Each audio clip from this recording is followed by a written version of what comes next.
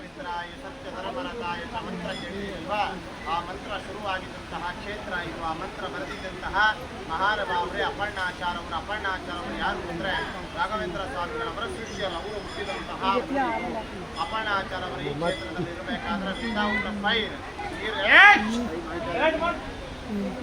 ಅಪರ್ಣಾಚಾರ್ಯವರು ಈ ಕ್ಷೇತ್ರದಲ್ಲಿ ಇರಬೇಕಾದ್ರೆ ವಿತೌಟ್ ಫೈರ್, ಬೆಂಕಿಲ್ಲದನೆ ನೀರಿಲ್ಲದನೆ ಅನ್ನ ಮಾಡಿಸಿ ತೋರಿಸಿದಂತಹ ಮಹಾನುಭಾವರೇ ಅಪರ್ಣಾಚಾರ್ಯರು. ಯಾರ ಕೈಲ ಮಾಡ್ಲಿಕ್ಕಾಗೋದಿಲ್ಲ, ಅವರು ಮಾಡಿಸಿ ತೋರಿಸಿದ್ರೆ ಹೇಗೆ ಅಂದರೆ ಅವಾಗಿನ ಕಾಲದಲ್ಲಿ ಒಂದು ಗುರುಕುಲ ಅಂತ ಇತ್ತು. ಗುರುಕುಲ ಅಂತ ನಿಮಗೆಲ್ಲ ಗೊತ್ತಿರುತ್ತಲ್ವಾ. ಆ ಗುರುಕುಲದಲ್ಲಿರುವ ಮಕ್ಕಳಿಗೆ ಅಪರ್ಣಾಚಾರ್ಯವರ ಪ್ರತಿನಿತ್ಯನೂ ವೇದ ಪಾಠವನ್ನು ಹೇಳಿಸ್ಕೊಡ್ತಾ ಇದ್ರು.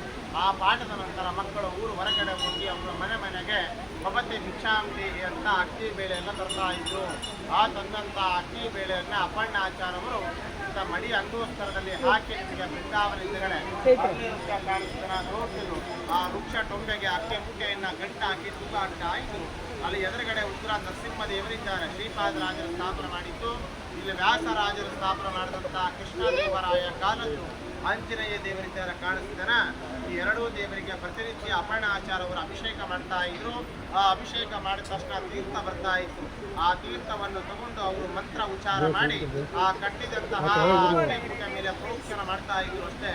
ಆ ಪ್ರೋಕ್ಷಣ ಮಾಡಿದ ತಕ್ಷಣ ಬರೀ ಅಕ್ಕಿ ಇರುವುದು ಅಭಯವಾದ ಬಿಸಿ ಬಿಸಿ ಬಿಸಿ ಬಿಸಿ ಬಿಸಿ ಅನ್ನ ಆಗ್ತಾ ಇತ್ತು. ನೀರಿಲ್ಲದನೆ ಬೆಂಕಿಲ್ಲದನೆ ಬರೀ ನೀರು ಪ್ರೋಕ್ಷಣ ಮಾಡಿದ್ರೆ ಸಾಕು ಅನ್ನ ಮಾಡಿಸಿ ತೋರಿಸಿದಂತಹ ಮಹಾನುಭಾವರೇ ಅಪರ್ಣಾಚಾರ್ಯವರು. ಅದಕ್ಕೋಸ್ಕರನೇ ಈ ಊರಿಗೆ ಭಿಕ್ಷಾಲಯ ಅಂತ ಹೆಸರು ಬಂದಿತ್ತು. ಭಿಕ್ಷೆ ಅಂದರೆ ಮಕ್ಕಳು ತಂದಂತ ಹೇಳಿ ಭಿಕ್ಷಾಲಯ, ಲಯ ಅಂದರೆ ಸಂಸ್ಕೃತದಲ್ಲಿ ಬೆಂಕಿ ಅಂತ ಕರೀತೇವೆ. ಶ್ರೀ ರಾಘವೇಂದ್ರ ಸ್ವಾಮಿಗಳವರು ಇಲ್ಲಿಂದ ಅವರು ಮಂತ್ರಾಲಯಕ್ಕೆ ಬೃಂದಾವನ ಪ್ರವೇಶ ಆಗಿನ ಮುಂಚೆ ಇದೇ ಕ್ಷೇತ್ರದಲ್ಲಿ ರಾಘವೇಂದ್ರ ಸ್ವಾಮಿಗಳವರು 13 ವರ್ಷ ಕಾಲ ರಾಯರು ಇಲ್ಲಿದ್ದು.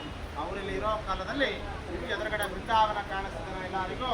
ಇದೇ ಸ್ಥಳದಲ್ಲಿ ಸಾಕ್ಷಾತ್ ಶ್ರೀ ರಾಘವೇಂದ್ರ ಸ್ವಾಮಿಗಳವರು ಇಲ್ಲಿ ಬಂದೆಲ್ಲ ಇವರೆಲ್ಲ 13 ವರ್ಷ 13 ಇಯರ್ಸ್ ರಾಯರು ಇಲ್ಲಿ ಜಪ ತಪ ಅನುಷ್ಠಾನ ಹೋಮ ಮತ್ತು ಹವನಗಳು ಮಾಡುವಂತಹ ಸ್ಥಳ ಇದು. ರಾಯರು ಜಪ ಮಾಡ್ತಿರುವಂತಹ ತಪಸ್ಸು ಮಾಡ್ತಿರುವಂತಹ ಕಟ್ಟೆ ಇದು. Place of meditation place. Raghavendra ಸ್ವಾಮಿಗಳವರಿಗೆ ಪ್ರತಿನಿತ್ಯ ಅವರು ಇಲ್ಲಿ ಊಟ ಮಾಡುವ ಸಮಯದಲ್ಲಿ ಅವರಿಗೆ ತುಂಬ ಇಷ್ಟವಾದ ಪದಾರ್ಥ ಬಂದು ಕಡ್ಲಿ ಬೇಳೆ ಚಟ್ನಿ ಮತ್ತು ಮಸ್ತಿ ಕಡುಬು ಅಂತ ಬರುತ್ತೆ. ಮಸ್ತಿ ಕಡುಬು ಅಂದರೆ ನೀವು ಹಬ್ಬದಲ್ಲಿ ಊರಣದ ಕಡುಬು ಅಂತ ಮಾಡ್ತೀರಿ. ಅದು ರಾಯರಿಗೆ ತುಂಬ ಇಷ್ಟ. ಅಪರ್ಣಾಚಾರ್ಯವರು ಅವರು ಕೈಯಿಂದಲೇ ಕೂತು ಅವರ ರುಚಿದಂತಹ ಅವರು ಬಳಸ್ತಿರುವಂತಹ ವರಳಕಲ್ಲು ಇವಾಗೂ ಇದೆ. ಅಲ್ಲಿ ಮೇಲುಗಡೆ ಬರುತ್ತೆ ರಾಯರಿಗೆ ಬಳಸ್ತಿರುವಂತಹ ವರಳಕಲ್ಲು ಅಂತ ನೋಡ್ಬೋದು.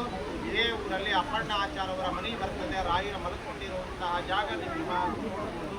ಅವರಲ್ಲಿ ವಿಶ್ರಾಂತಿ ಪಡಿಬೇಕಾದ್ರೆ ರಾಘವೇಂದ್ರ ಸ್ವಾಮಿಗಳವರಿಗೆ ಸರಸ್ವತಿ ದೇವಿ, ಶೃಂಗೇರಿ ಶಾರದಾಂಬೆ ದೇವಿ ಒಂದು ಸ್ವಪ್ನ ಆಗ್ತದೆ.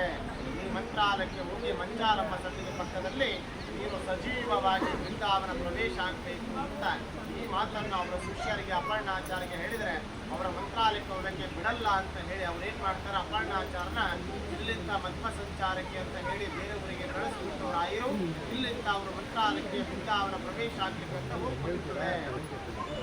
ಎಲ್ಲ ರೆಡಿ ಆಗಿರ್ತದಷ್ಟೇ. ರಾಯರು ಹೋಗೋದು ಒಂದೇ ತಡ ಅಷ್ಟೇ. ಅಪರ್ಣಾಚಾರ್ಯವರಿಗೆ ಅರ್ಧ ದಾರಿಗೆ ಹೋದ್ಮೇಲೆ ಅವರಿಗೆ ಅನುಮಾನ ಬರುತ್ತೆ, ನನ್ನ ಯಾಕೆ ಕಳಿಸಿದ್ರು ಗುರುಗಳು ಈ ಟೈಮಲ್ಲಿ ಅಂತ. ಅವರಿಗೆ ಡೌಟ್ ಬಂದು ವಾಪಸ್ ಬಂದ್ಬಿಡ್ತಾರೆ. ಮತ್ತೆ ಈ ಕ್ಷೇತ್ರಕ್ಕೆ ಬಂದು ಈ ಕ್ಷೇತ್ರ ಎಲ್ಲ ಹುಡುಕಾಡ್ತಾರೆ. ಎಷ್ಟೇ ಹುಡುಕಿದ್ರು ಕೂಡ ರಾಯರು ಕಾಣಿಸ್ತಾ ಇರಲ್ಲ. ಅವರಿಗೆ ಸುಸ್ತಾಗಿ ಒಂದು ಕಡೆ ಕೂತ್ಕೊಂಡಾಗ ಅವರ ಶಿಷ್ಯರು ಅಪರ್ಣಾಚಾರ್ಯಗೆ ಬಂದು ಹೇಳ್ತಾರೆ, ಸ್ವಾಮಿ ನೀವು ಇಲ್ಲಿ ಏನು ಮಾಡ್ತಿದ್ದೀರಿ? ನಿಮ್ಮ ಗುರುಗಳು ರಾಘವೇಂದ್ರ ಸ್ವಾಮಿಗಳವರ ಬೃಂದಾವನ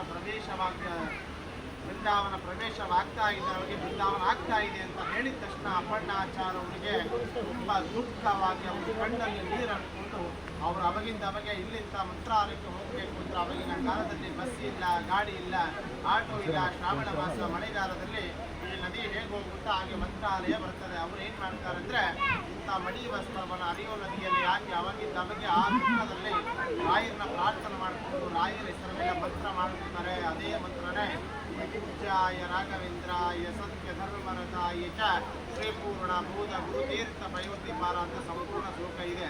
ಆ ಶ್ಲೋಕ ಹೇಳಿ ರಾಯರನ್ನ ಪ್ರಾರ್ಥನೆ ಮಾಡಿಕೊಂಡು ನದಿಯಲ್ಲಿ ಕಾಲಿಡ್ತಾರೆ ಅಷ್ಟೇ. ಆ ನದಿಯಲ್ಲಿ ಕಾಲಿಟ್ಟ ತಕ್ಷಣ ಈ ತುಂಗಾಭದ್ರಾ ದಿನ ಈ ಮಂತ್ರ ಸಿದ್ಧಿಯಿಂದ ಅವರಿಗೆ ಮಂತ್ರಾಲಯ ತನಕ ದಾರಿ ಕೊಂಡು ಬಿಡುತ್ತದೆ. ಆ ನದಿ ಇದೇ ತುಂಗಾಭದ್ರಾ ನದಿ. ಇಲ್ಲಿಂದ ಮಂತ್ರಾಲಯ ತನಕ ಇದೇ ಅವರಿಗೆ ತುಂಗಾಭದ್ರಾ ನದಿ ದಾರಿ ಕೊಟ್ಟಿತ್ತು. ಆದರೂ ಕೂಡ ಅವರು ಇಲ್ಲಿಂದ ಮಂತ್ರಾಲಯಕ್ಕೆ ಹೋಗ್ಲಿಕ್ಕೆ ಶ್ರೀ ರಾಘವೇಂದ್ರ ಸ್ವಾಮಿಗಳವರ ಬೃಂದಾವನ ಕಂಪ್ಲೀಟ್ ಆಗಿ ಅಷ್ಟೊತ್ತಿಗೆ ಆ ಬೃಂದಾವನ ಅವರ ಬಾಯಲ್ಲಿ ನಿಲ್ಲಿಸಿ ಅವರ ಜೋರು ಅಳುಕುಂತ ಕಿರಿಚುಂತ ಅವರಿಗೆ ತಡ್ಕೊಳ್ಳಾದ ಬೃಂದಾವನ ಕೆಳಗಡೆ ಬಿಡುತ್ತಾರೆ. ಅವರ ಬಿದ್ದ ತಕ್ಷಣ ಬೃಂದಾವನ ಒಳಗಿದ್ದರೆ ಒಂದು ಮನೆ ಬರ್ತದೆ, ಸಾಕ್ಷಿ ಅಯಾಸ್ತೋತ್ರೈ ಅಂತ ಹೇಳಿ ಅವರು ಅಪರ್ಣಾಚಾರ್ಯ ಅವರು ಇಲ್ಲಿಂದ ಮಂತ್ರಾಲಯ ತನಕ ಅವರು ಮಂತ್ರ ಹೇಳ್ಕೊಂಡು ಹೋಗ್ತಾನೆ ಇರ್ತಾರೆ.